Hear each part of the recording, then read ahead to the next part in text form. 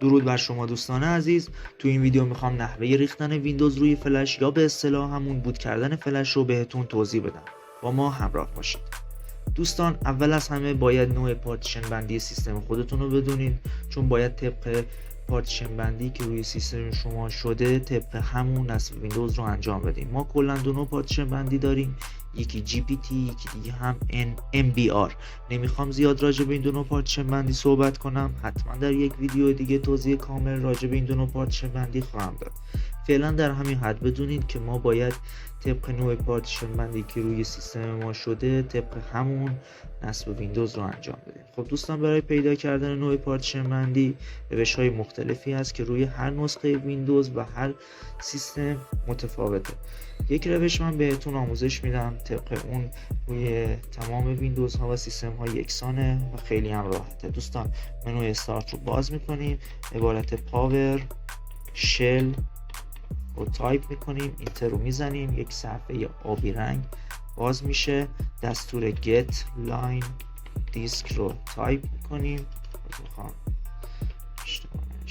اوکی، اینتر رو میزنیم.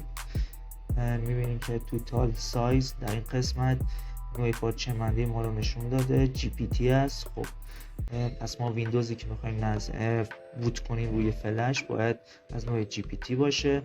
این صفحه رو میبندیم. دوستان، نرم افزار رفیوز رو باز میکنیم. این نرم افزار حجم زیادی نداره، حجمش پایینه، چند کیلوبایته و به راحتی میتونین از سایت های ایرانی اون رو دانلود کنید و حتی نیاز به نصب هم نداره.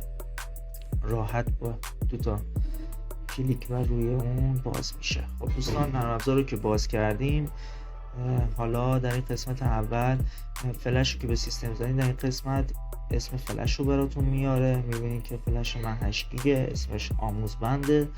اگه فلش های زیادی داشته باشین اینجا لیست میکنه براتون، همون فلشی که میخوایم بوتش کنیم همون انتخاب میکنیم و در قسمت بعد روی سلکت کلیک میکنیم.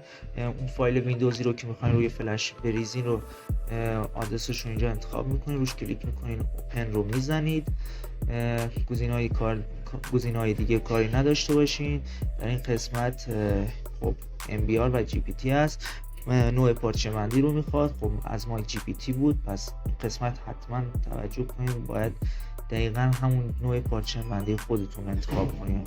GPT رو انتخاب میکنین، کار دیگه ای نباید انجام بدین، روی استارت کلیک میکنین و اوکی و صبر میکنین تا این روند به پایان برسه و بعد که 100% روند رفت جلو دیگه فلش اینجا اوکی میکنین.